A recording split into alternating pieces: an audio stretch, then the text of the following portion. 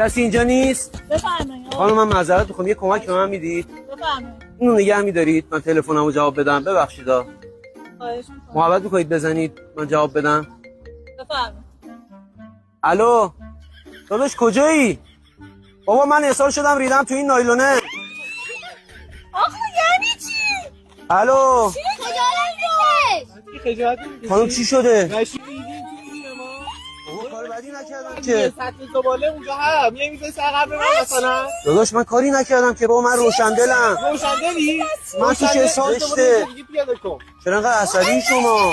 کی چرا عصبی من دختر خانومتون چرا انقدر عصبیه؟